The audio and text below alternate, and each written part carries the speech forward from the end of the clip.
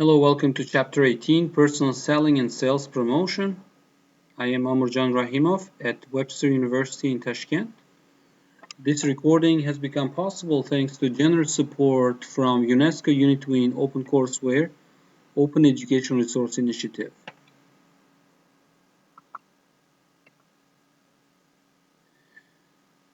These are our learning objectives for today. First, describe the major goals of personal selling. Second, summarize the 7 basic steps in personal selling process. Third, identify the types of sales force personnel. Fourth, describe team selling and relationship selling. 5. Discuss 8 major decisions in sales force management. Then we move on to sales promotion. So learning objective 6 is describe sales promotion. 7. Review consumer sales promotion methods. And 8. Review trade sales promotion methods. Okay, let's go. So personal selling is paid personal communication that attempts to inform customers and persuade them to buy products in an exchange situation. So worldwide, millions of people earn their living through personal selling. That's because they are attracted to flexible hours, potential for high earnings, high degree of job satisfaction. New technologies make personal selling faster, more efficient, and easier. And I know some of people who are in personal selling, and over the years they became department managers and head of divisions. But because they love selling, from time to time they leave their desk job, they go to the sales floor and make a personal selling of consumer products, electronics, refrigerators, or whatever they are selling. So I believe that there is a certain category of people who just enjoy selling, personal selling. They have they have the inner capacity to connect with people and to convince people. So I'm not a salesman. I've never been a salesman, but I assisted salespeople, and I almost was hired by an American insurance company called Aflac to be salesperson for insurance. The only thing that stopped me, I passed all the interviews, and the only thing that stopped me from accepting their job offer was that it was the salary was 100% based on commission, so there was no base salary. So we're gonna talk about ways to compensate for salespeople's job. So then we may come back to this example. So advantages of personal selling are it provides marketers the greatest freedom to adjust the message to satisfy customers, right? So you have a skillful, well-trained salesperson in front of your customer who's able to adjust the market offering in real time. So this is a great asset. Great salesperson is one of the best assets that a company can have. The most precise of all promotional methods. It's very precise. So you know that the money you're spending on personal selling, the time you're spending, is not wasted because all the efforts are spent for selling the product. So it enables marketers to focus on the most promising sales prospects. And of course, one of the disadvantages that personal selling is the most expensive element in the promotional mix. So here we see a salesman doing a presentation in front of clients, right? So this is B2B presentation, so showing the advantages of companies' products and services, and answering questions in real time, right there, without any delay.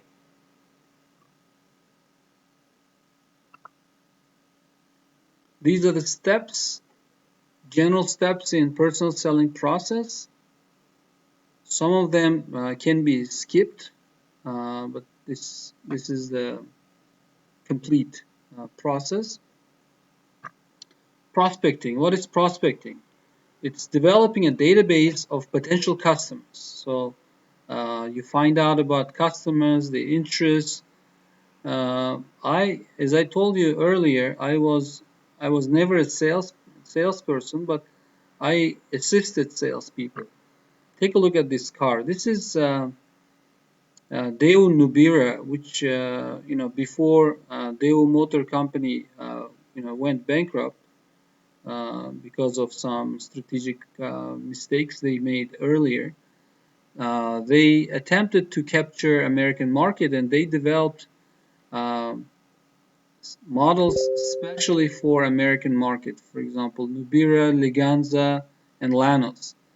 So in December 1998, my friend who was studying in Florida, he invited me to apply to become Daewoo campus representative online. So I was cooking, and I decided to apply right away.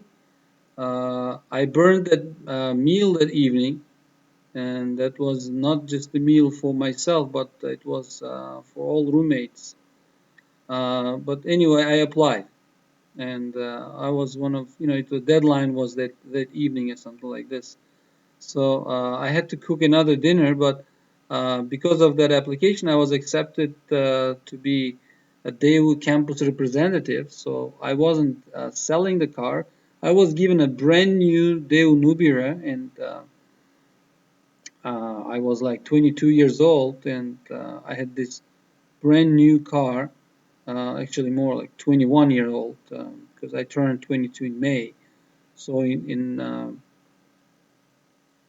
I was I was given Daewoo Nubira, with it was very CDX model, top of the line model with leather seats, 6 speakers, sunroof, air conditioning, and just automatic transmission, to promote the car and help prospecting, right? So developing potential customer base, database of customers. So I was required. I underwent special training, of course, and I was asked to submit at least 3 prospects per month for salespeople at Daewoo dealership, Daewoo Motor America dealership in Atlanta. So that's what I did. I gave test drives. I organized special presentation of the brand on campus. I distributed souvenirs and flyers. So I passed on potential clients to the company salespeople, professional salespeople. So they, and of course, I even did some of the pre-approach. So I identified key decision makers. So assessed their credit histories and problems. Prepared. I did some of the sales presentation, as I said, and then approach was done by the professional salesperson. Uh, by offering them, by starting talking to them in a professional way and making the presentation of the cars, of the brand. So it's very important in sales process, not only talk but listen. Listening is one of the best skills of the salesperson, because you get to know your potential client best by listening. And then overcoming objections is another important thing, because not everything you say may be accepted by the potential customers. So effective salespeople, they anticipate and counter objections before prospects even raise them. So you are advised to be careful with this technique. You do not want to raise objections that prospect did not have. So don't overdo this job. The safest approach is to be prepared and handle objections as they arise. You probably read the bestseller written by Dale Carnegie, how to influence people and how to make friends. Actually, Dale Carnegie himself was a salesperson, so most of that knowledge shared in his book are based on his actual experience selling products.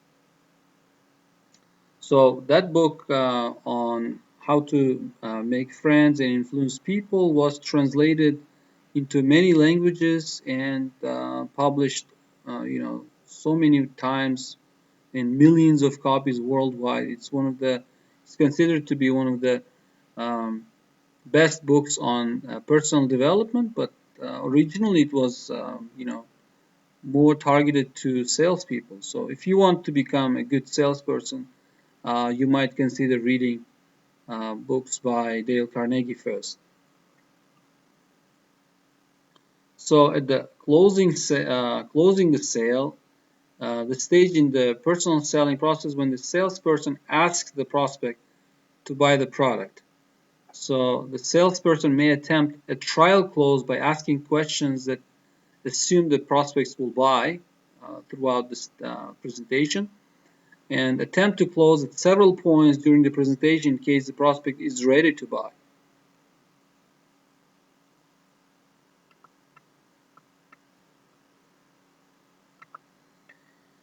We can divide salespeople into different kinds. Order getters, these are salespeople who sell to new customers and increase sales to current customers. So, on the other hand, order takers, salespeople who primarily seek repeat sales, right? So, many delivery companies, drivers, they double as order takers because when they go to collect money, they are also taking new orders for the next week or next few days. I'm sure you've seen many of those in supermarkets and convenience stores. You've seen these order takers. And you can, there is also a special category called support personnel. Those are also sales staff members who facilitate selling but usually are not involved with making the sales, right? So missionary salespeople, usually employed by a manufacturer, assist the producer's customers in selling to their own customers, right? So manufacturer may, because manufacturer knows his products, he may send his missionary salespeople to stores in order to improve skills of retailers, salespeople. Trade salespeople involved mainly in helping a producer's customers promote a product, right? How to promote. Now, this is about promoting, not necessarily selling.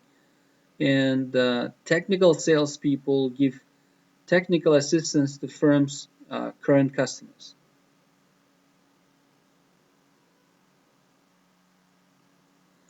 Team selling is becoming more important as products become more complex, especially for industrial goods. In B2B situations, team selling is very common, and also B2B selling requires a lot of relationship selling. Like um, manufacturer and wholesaler CEOs, the top managers, they go out golfing. They go out to baseball matches together, and they strike close relationships so that It's a long term and they can understand each other well in different situations.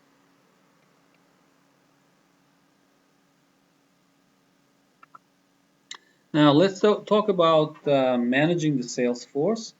Uh, the sales force is directly responsible for generating sales revenue, so they are very important to company success. Also, companies develop ethics standards so that sometimes sales force can be too pushy and cross the ethics limits. So ethics is very important. So a firm's reputation is at stake. So this is another area for companies to consider while developing their sales force.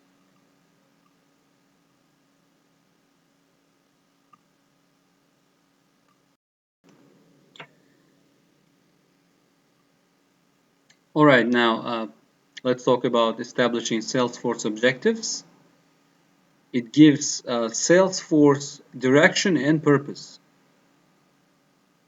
So it should be as precise as possible, measurable, and of course specific in time periods and geography.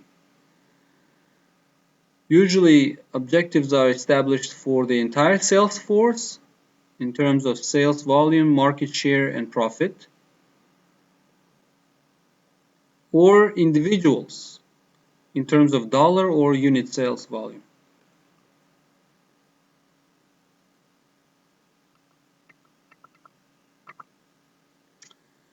This table summarizes some of the directions for attracting and retaining top sales force. We'll discuss some of those here. So the size of the sales force affects many aspects of the firm and its strategy. And several methods can be used to determine the best size. Divide the number of sales calls per year by the average number of individual salesperson's calls annually. So here, I just want to clarify, by calls, usually we mean contacts, right? So it could be face-to-face, it could be by phone, but this is a term used in sales for contacts. How many, for example, on an average day, how many visits, how many face-to-face or phone calls a salesperson can make. So that is a unit for calculating the workload. Also, marginal analysis can be used. Additional salespeople are added to the sales force until the cost of an additional salesperson equals the additional sales generated by that person. This is common rule in economics, dictated by economic rules. Marginal revenue, marginal cost analysis, right? So you stop adding more capacity. So every new salesperson adds more capacity for sales, right? But as you keep adding more salespeople, the marginal revenue which comes from adding them eventually decreases. So you stop where marginal revenue equals marginal cost. So when it comes to recruiting, managers recruit from several sources, departments within the firm. Uh, Salespeople can be hired from other firms through employment agencies and also from universities by working with the career departments. Recruitment should be continuous and systematic. I remember visiting a Japanese company in 2012, and that was right after Fukushima disaster in Japan, and they were, experiencing a lot of, emergencies with energy and manufacturing. The economy was down, but we talked to the CEO and founder of Montbell company. So the CEO told that they hire 300 people every year, not just salespeople, but all kinds of new people, new young personnel, every 300 every year. And one of our colleagues asked, well, probably during crisis you freeze that practice, you just hire fewer people or no people at all during crisis. So, and which is very common in the rest of the world. But this Japanese CEO's answer shocked everybody. He said that we do not hire people when we grow. We hire people to grow. So they're very selective, very competitive process. So, but when they are hired, they're given necessary training and resources so that they could help the company grow. They're given budgets and sent to new markets to establish the company there. Right. So recruitment process is that's why I'm referring to this part. Recruitment should be continuous and systematic.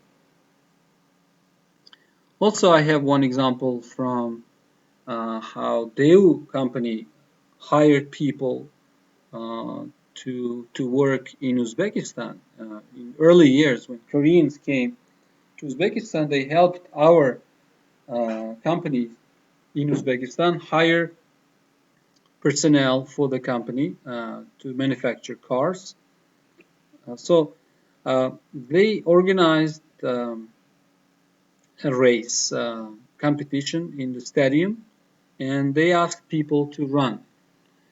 And some people went very fast, some slower, but they specifically hired people who slowed down or stopped to help their friends. So because it's very important in the company to have this uh, team spirit, you know, people to have people who are caring. So this is also one of the foreign methods of finding the right people and hiring the right people. Here you can see the steps for recruitment. Prepare a job description. A lot of times, because I teach at university, uh, my friends and colleagues from other companies, they email me or send me a message saying I need a couple of people for this department, for that department. Do you have some of your students who would be interested in? And I ask them to prepare a job description, and they get lost because how would I advertise their job without having a job description? So only after preparing a job description describing in detail what is expected, what kind of skills are expected for this job, what kind of education is expected, and what the person is supposed to do after being hired and all that. You analyze successful salespeople for that job description, and you develop requirements, right? So this is the short process. Now let's go on to training sales personnel. Training can be formal or informal and on the job. Going back to the Japanese again, they're number one on the planet, I think, in terms of training, of all kinds of training. They offer formal, informal, and on-the-job training, and by the hours of training uh, per person, they are in the top places in the developed countries. So the training can concentrate on the knowledge of the company, knowledge of products, and knowledge of selling methods and techniques.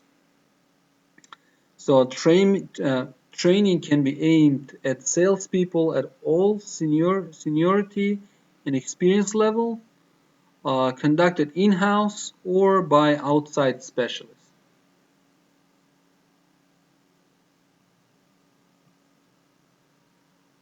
Now we talk about compensating salespeople. So compensation should be flexible, equitable, and easy to administer. compensation levels should reflect a salesperson's value to the company. If you are only given few cents for all the thousands of dollars you make for the company, eventually people look for, good salespeople look for another job. So straight salary compensation plan is like fixed salary, paying salespeople a specific amount per time period, like monthly, weekly, regardless of selling effort. Unfortunately, many companies practice this and it doesn't work very well. Straight commission compensation plan is purely based on sales as a percentage of sales. This is not also a very good idea, especially for inexperienced young salespeople. And I think the best one is combination compensation plan, paying salespeople a fixed salary plus commission based on sales volume. So this table compares these three methods side by side. Factors to consider when determining compensation.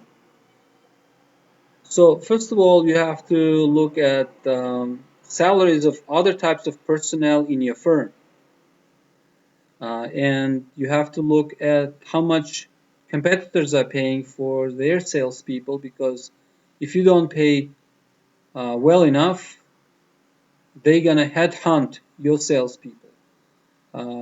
Cost of sales turnover, you also has to be included in your calculations, and non-salary selling expenses should be also taken into account while determining the amount of compensation. But compensation is not only based on, motivation is not only based on compensation. So additional efforts beyond compensation are necessary for motivation. So managers must identify their employees' needs and goals and strive to create a positive organizational culture. So incentive programs may pay for themselves by making workers happier and more committed to the company and the brand. So my close friends Hassan and Hussam Mamasaidovs, they run several brands here in Uzbekistan. They're really good at managing their sales force in Uzbekistan. So, for example, every summer or other seasons as well, but usually in summer they have a competition among salespeople, and the best salespeople or dealers for their products, they are invited for a trip to foreign country, together with the company managers. So, and according to the feedback, I hear from them is that, these dealers, they can afford a vacation on their own, but because, they are busy making money, sometimes years go by for them without going for a vacation. But this one is like a free vacation, and first of all, and second, it's an excuse to get out of to leave everything behind and go out to take a rest. So of course, this is also a great PR for the company, because they post pictures online, in social networks, and encourage other salespeople also do their best.